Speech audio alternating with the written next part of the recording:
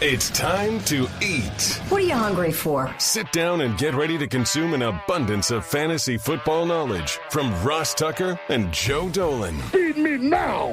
I'm starving. On the Fantasy Feast Eatin' Podcast. Yeah, let's eat, baby. It is the Fantasy Feast Eatin' Podcast presented by FantasyPoints.com. We love FantasyPoints.com because it's going to help us finish our fantasy seasons strong thanks to Joe Dolan and the cast of thousands over at FantasyPoints.com.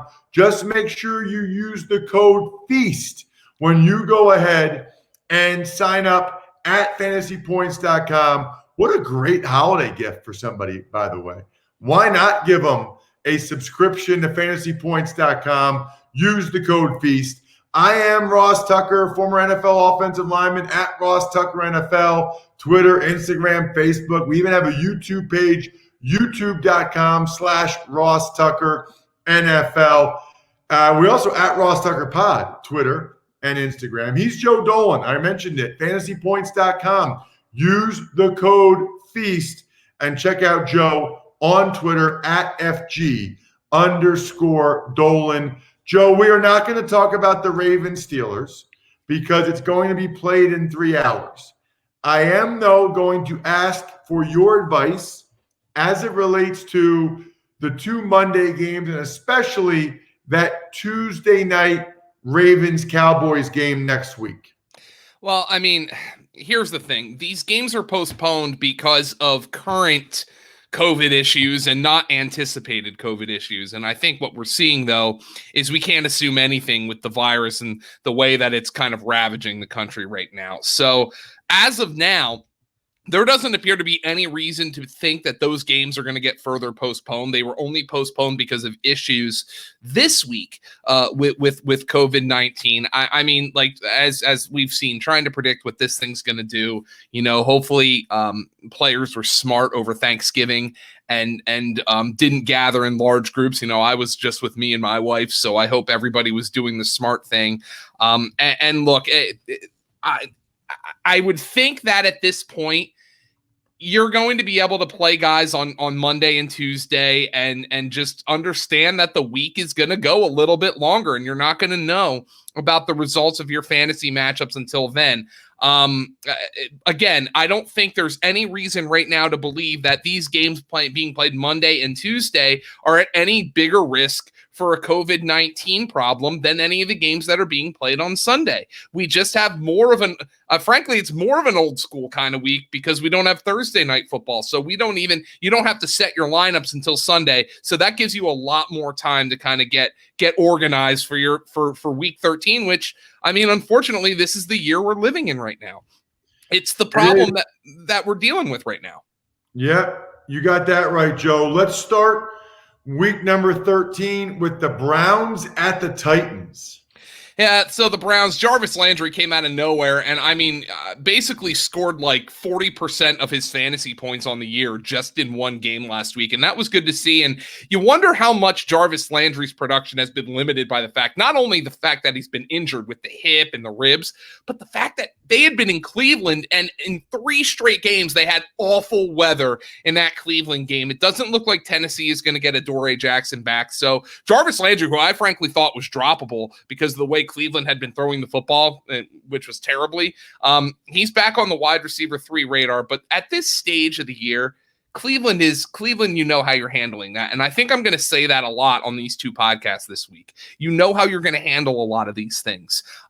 Cleveland, you know who you're playing. You know you're playing Nick Chubb and you know you're playing Kareem Hunt. Big disappointment last week with Kareem Hunt was that he didn't catch a pass, although Baker Mayfield missed him for a potential big gain and touchdown. Baker missed a couple of throws in that game last week badly. As a matter of fact, Rashard Higgins should have scored a touchdown as well. But you're playing Nick Chubb, you're playing Kareem Hunt, and I think you can consider at this point Jarvis Landry. But maybe Baker Mayfield if you're desperate for a quarterback. But again, there's 30 teams playing this week. Only Tampa Bay and Carolina are off. You probably have a better option than Baker Mayfield out there. What about on the other side for the Titans? They're a machine, Joe. Arthur Smith. I mean, it's Derrick Henry season. We put a graphic up on FantasyPoints.com this week of Derrick Henry like kind of meshed up with a snowplow, because that's the season it is for Derrick Henry. December, colder weather football, and he is grinding it out. I mean, Derrick Henry is like the RB1 right now, given Dalvin Cook dinged up, and obviously Alvin Kamara has to deal with the fact that the Saints have a quarterback in Taysom Hill who doesn't check the football down. So Derrick Henry is the guy you want out there. And the two receivers, Corey Davis and A.J. Brown, should be in your lineup. The Titans as 6-point favorites against Cleveland. Cleveland is getting Myles Garrett back off the COVID list this week, or should. And that's big news because the Titans have a lot of problems on the offensive line. They're now down to their third string left tackle because they had to put Ty Sambrailo on IR. So Myles Garrett could be a game wrecker here. But keep in mind, if you have A.J. Brown and Corey Davis in this game, Denzel Ward isn't going to play. He's got a calf injury. So there is opportunities for Ryan Tannehill in this passing game. Jonnu Smith has kind of disappeared. He didn't even have a target last week. He's been dinged up as well. For me, this is Derrick Henry is an RB1. A.J. Brown is a wide receiver 1. Corey Davis is a really good wide receiver 3, low-end wide receiver 2. And you can consider Ryan Tannehill. If I was playing a quarterback from this game, it would be Ryan Tannehill over Baker Mayfield. Okay, what about the Raiders-Jets game, Joe? The Raiders, now Josh Jacobs, you have to keep an eye on his status. He kind of got dinged up last week. They couldn't run the ball at all. I mean, I always have problems with those games because that was a burn the tape game for the Las Vegas Raiders. They absolutely no-showed. John Gruden had to apologize to the Raider fans after the game for their no-show. When it comes to the Raiders, despite the fact that they've been pretty competitive and pretty good this year, they're not a really good fantasy team. Josh Jacobs has been in and out of the lineup, not in and out of the lineup, but on and off the injury report with some issues and, knee and hip, and now he has an ankle. Pick up Devontae Booker. Pick him up in the event Josh Jacobs can't go this week. Derek Carr, you would think this is a good matchup. The Jets are an abominable pass defense. It's a good bounce-back spot for Derek Carr if you need a streaming quarterback. But really, the only wide receiver from the Raiders who's been getting anything done with any sort of consistency, and I can't believe I'm saying this, is Nelson Aguilar. So he's a wide receiver 3. Darren Waller is in your lineup. But the big story for the Raiders in this game, you have to keep an eye on the status of Josh Jacobs. Josh Jacobs is the guy who might end up costing you a week if he gets dinged up here. Devontae Booker, if you have Josh Jacobs, and even if you don't, and you might need a running back this week, Devontae Booker should be picked up. What about for the Jets? I mean, have fun. Everybody last week was like, oh, Sam Darnold's back. Jamison Crowder's he's gonna be back in the lineup and he's gonna be getting it done, and it didn't happen. Brashad Perriman and Denzel Mims on the outside are wide receiver 3s. Darnold was terrible last week. Frank Gore, I guess you can roll out there as a flex play, but this is the type of team. If you're relying on these guys at this stage of the season, you're probably in trouble. I would want to avoid this team if at all possible. But if you need to put Brashad Perriman in there, hope for a big play and a touchdown, maybe Sam Darnold trips over himself and completes the ball 30 yards down the field, then he's probably the guy I'd like the most out of this group. Let's talk Jags-Vikings because it appears Adam Thielen's off the COVID list. Yeah, they pulled him off the COVID list. Obviously, keep an eye on this. There was a bizarre situation last week. I think there was a positive test and then a negative test, and I don't know what the official story is, but it looks like right now that might have been a false positive. He didn't get cleared in time for last Sunday's game, but he's going to play in this one. And now the question is, how is Minnesota going to play this game? Minnesota is a 10-point favorite against Mike Glennon and the Jaguars. The Jaguars have announced that Mike Glennon is going to start at quarterback. Is this going to be a game where they decide we're going to give the ball to Dalvin Cook and Mike Zimmer gets to play the way Mike Zimmer wants to play? Kirk Cousins throwing the ball 15 times.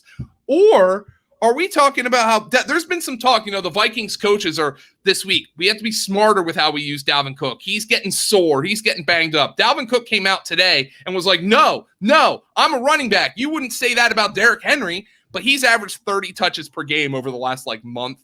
I wonder if they limit Dalvin Cook a little bit in this game. Keep an eye on any news reports about that. Maybe the Federalist, Alexander Madison, gets a little bit more action this week. But with Jacksonville, all the injuries that they have in the secondary, they have no pass rush. This should be another big week for Thielen and Jefferson and Cousins as a quarterback streamer. The issue is, do they have to throw the ball a lot with Vikings as 10-point favorites at home? Their passing game has been really good recently. There is some incentive for them to kind of rest Dalvin Cook here a little bit as they try to make a playoff push. But other than that, the matchup suggests this should be a really good week for Thielen and Jefferson in that passing game.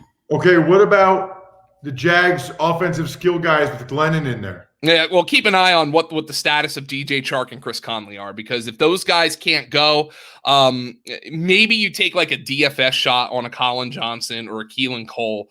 I thought Glennon actually acquitted himself pretty well, given the fact that they were really limited at the skill positions. But I mean, the one guy who stands out, as always for Jacksonville, I'm not breaking you any news here, but this is a 1-10 football team that is sustaining a top 5 running back performance by James Robinson.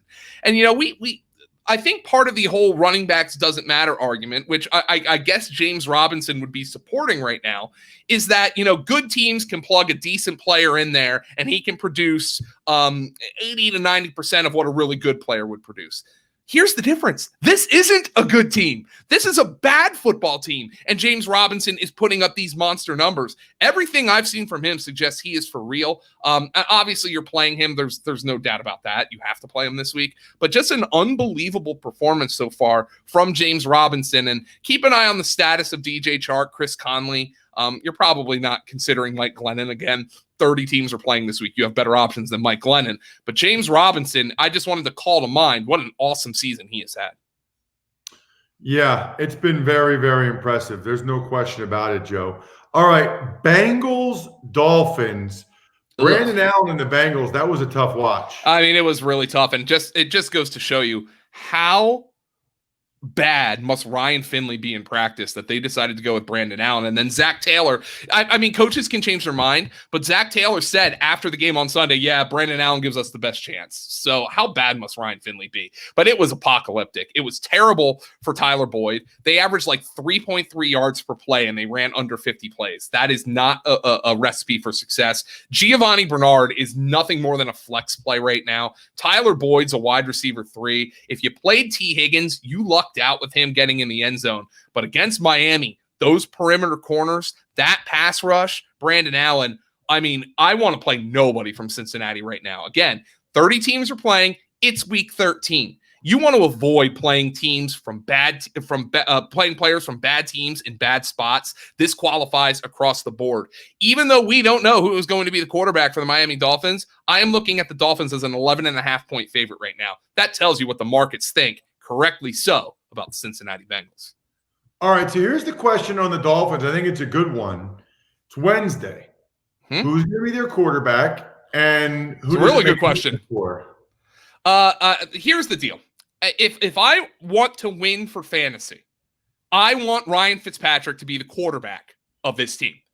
I mean, it's cut and dry. Now, maybe you have Jakeem Grant, and you saw Jakeem Grant producing more with Tua Tagovailoa than he did with Ryan Fitzpatrick. I understand that. But other than that, take a look at Devontae Parker and take a look at Parker's numbers with Ryan Fitzpatrick vis-a-vis his numbers with Tua Tagovailoa. With Ryan Fitzpatrick, in games started by Ryan Fitzpatrick, Devontae Parker is averaging 7.7 targets, 5.3 receptions, 69 yards, and 14.1 yards per reception. With a 72.4% catch rate. In games started by Tua Tagovailoa, he is averaging 6.25 targets per game, 3.75 receptions per game, 39.8 yards per game, and 9.8 yards per reception. He's averaging 13.9 PPR fantasy points per game in games started by Fitz. He's averaging 10.7 PPR fantasy points per game in games started by Tua. I mean, it's evident that right now, Fitz is a better quarterback than Tua. It's evident that Fitz feeds Devontae Parker more than Tua does. This offense is better with Ryan Fitzpatrick than it is with Tua. And that's why the Dolphins are in a little bit of a dilemma. Actually, it's a lot of bit of a dilemma. They're 7-4. This team hasn't made the playoffs in a number of years. And Ryan Fitzpatrick gives them a shot to win right now. They're still in the division hunt against Buffalo.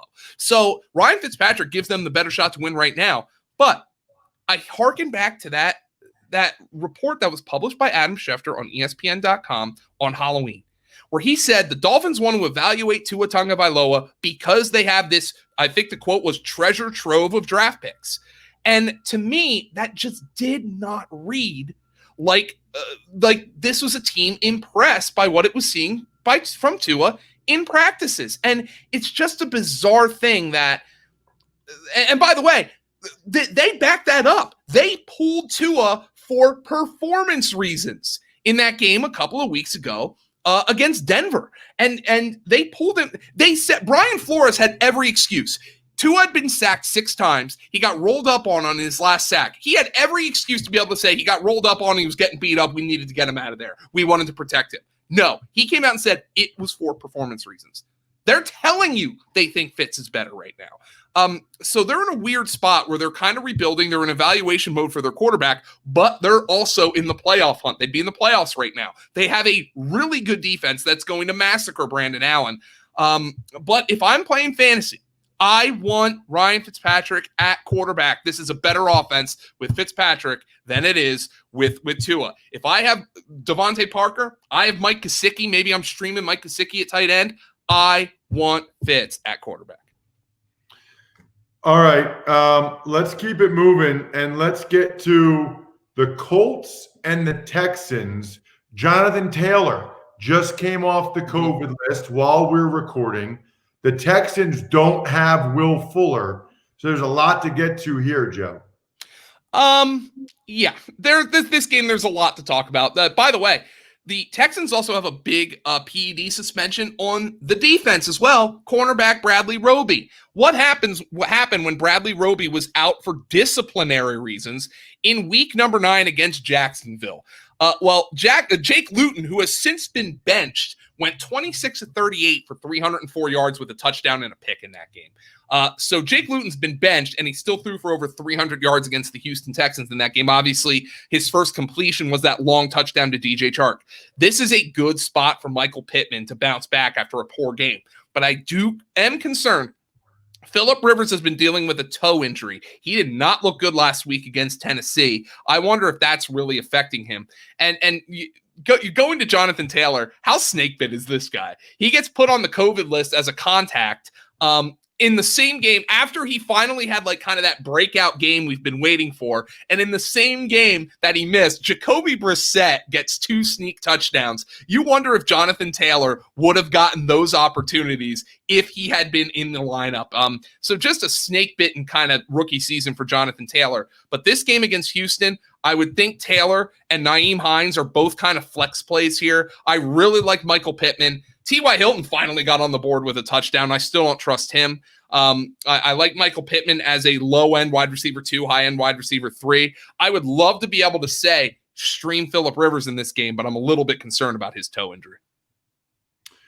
On the other side, the Texans offensively without Will Fuller now. I don't know why they let Kenny Stills go. They got to get Kenny Stills back. So they must not have seen this coming, because you would think they would have Kenny Stills in the still on the roster if they had anticipated Will Fuller getting popped for PEDs. I don't know what Deshaun Watson has done to piss off the football gods. You know, Bill O'Brien trades DeAndre Hopkins for cents on the dollar. Will Fuller finally is having a healthy season, and then he gets popped for PEDs. Obviously, I mean, but I don't know what those PEDs were, but they worked apparently because they kept him on the field. Unfortunately, Deshaun Watson, who's playing MVP level, he's not going to win the MVP because the Texans aren't good enough, but he's playing MVP level football right now. He's playing the best football of his career, and now he loses his number 1 receiver. So I was reading Aaron Reese at The Athletic. I was reading him right before I came on here, and he said there are a number of guys who have to step up. Kiki Kuti, the prodigal son, who's out of the doghouse that Bill O'Brien put him in. He's going to have to step up. Remember, Randall Cobb is on IR as well. So we know, by the way, we know Brandon Cooks is the number 1. I'm not even bringing him up. Isaiah Coulter, rookie wide receiver out of Rhode Island, who has a lot of traits, but it was really raw coming out of Rhode Island. He's going to have to step up. But one name that was particularly interesting to me, tight end Jordan Akins, who played wide receiver in college.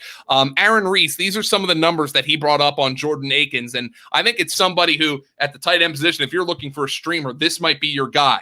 Aaron Reese writes, he offers the most upside in the passing game. Among tight ends with at least 20 catches, he ranks 8th in yards per route run at 1.76, and he's just 30th in target share at 8%. He's run 23% of his routes from the slot compared to 34.6% a season ago. I would anticipate that Jordan Akins' role is going to expand in this offense as the Texans have to replace both both Will Fuller and, of course, Kenny Stills, as you mentioned, who would be a great fill-in if they had just kept him around. It's a good point, Joe. You know what else is a good point? There are now other sports you can bet on, including college basketball, Gonzaga, Baylor. How about this?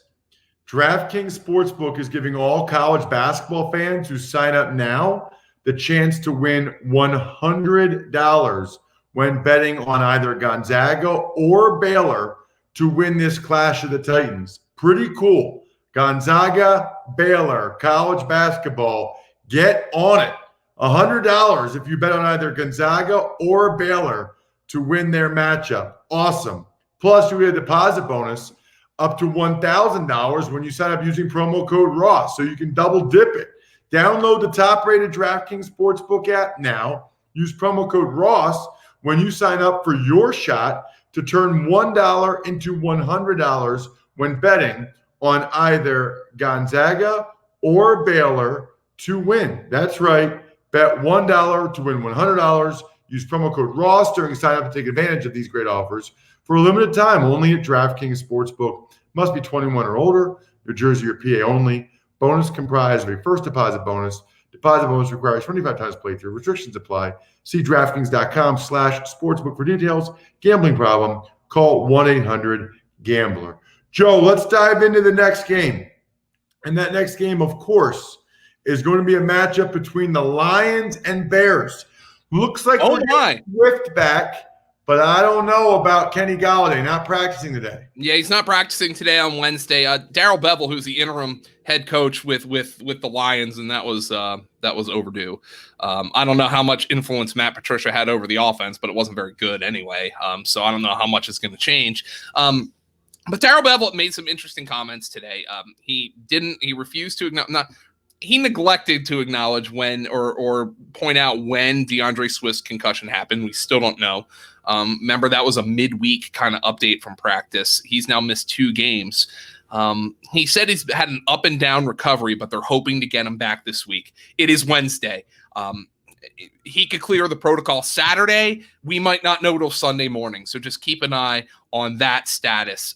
Marvin Jones is obviously viable. TJ Hawkinson is somebody you got to play at the tight end position. Kenny Golladay, I don't think it's a good sign that he's not returning to practice on Wednesday for this weekend. So the Lions are still a mess, but you just wonder, maybe they get a little bit of a boost. Maybe they play a little bit better because Matt Patricia's been fired.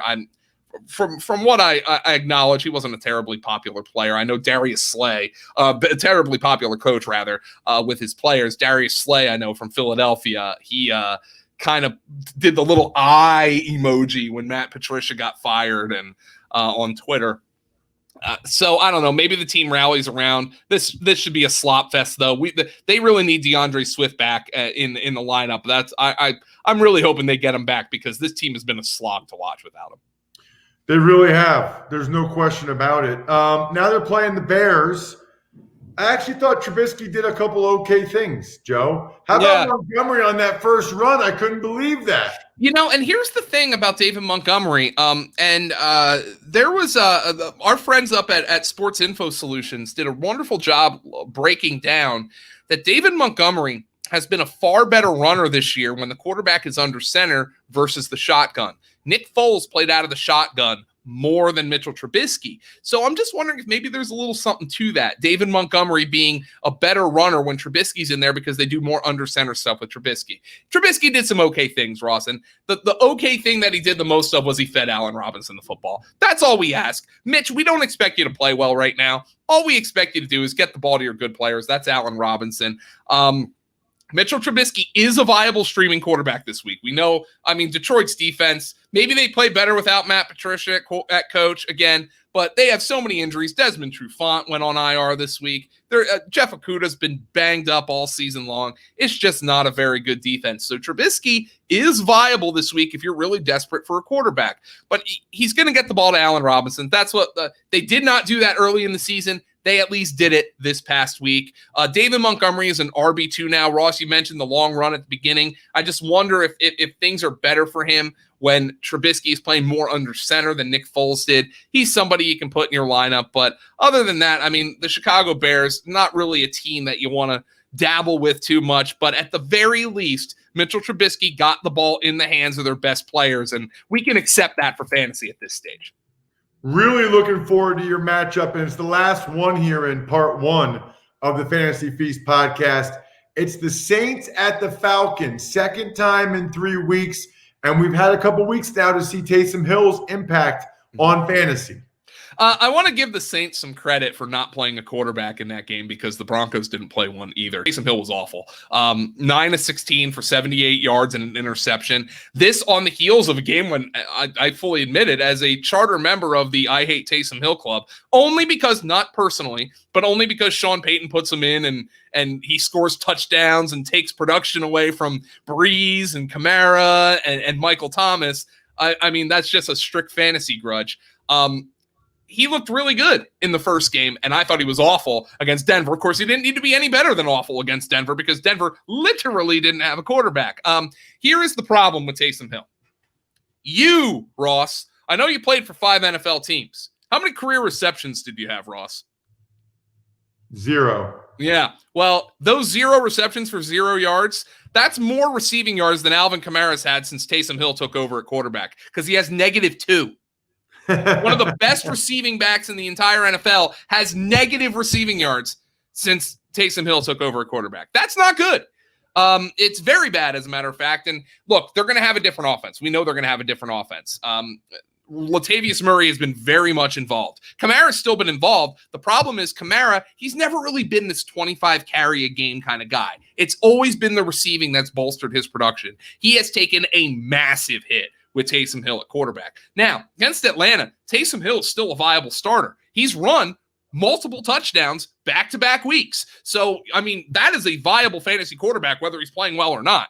He at least feeds Michael Thomas. Michael Thomas, he had over 100 yards in Hill's first start. He had 6 of his 16 targets in week 12 against Denver. So he's feeding Michael Thomas, who should be in your lineup right now. This is not a very good Atlanta defense, but it is a good Atlanta run defense. So my question is, does Sean Payton air it out a little bit more? Because it's not a great matchup for Hill, Kamara, Murray on the ground. I'd play all 3 of those guys. I think Hill's an a QB1. I think Kamara is a low-end RB1 right now. Latavius Murray is an RB2. Look at the way he's looked with Taysom Hill at quarterback. But right now, I mean, we have 2 different performances from Taysom Hill. One where I thought he looked pretty good. One where I thought he looked really bad. And I'm trying to wonder which one of those 2 is the more real, and I'm not 100% certain of that right now. What about for the Falcons against this Saints defense? It's been beastly. Yeah, and by the way, I mean, when you see Matt Ryan throw for 185 and 2 touchdowns with a pick without Julio Jones, you take that and run. His numbers have been abysmal without Julio Jones out there this year. And Raheem Morris said this week that he's returning to practice. Okay, good. Hopefully he gets back out there Sunday because they really need him. Also said Todd Gurley's returning to practice, but I have no faith whatsoever in Todd Gurley for fantasy at this point. I think he's a flex play at best. Matt Ryan's upside is much higher if Julio Jones plays in this game. If not, I'd probably lean to benching him. That being said, if Julio does go, or if Julio doesn't go, I am more than willing to play Calvin Ridley. Hayden Hurst, it was good to see him back in the saddle catching passes. He's been banged up. I think he's a tight end 1. You have to play Julio if he goes, but it is so evident how much different this Falcon offense, and especially Matt Ryan, looks when Julio Jones is out there versus when he's not. That'll do it for episode number 1 of the show that's so nice we do it twice. Make sure you check your podcast app. Make sure you subscribe so you can hear all of Joe's breakdowns of the Sunday late games. Sunday night, Monday afternoon, Monday night, Tuesday night. There's a bunch. See you there. I think we're done here. Thanks for listening to the Fantasy Feast podcast. Make sure to also subscribe to the Ross Tucker Football Podcast, Even Money, Business of Sports, and the College Draft. All available at Apple Podcasts, rosstucker.com, or wherever podcasts can be found.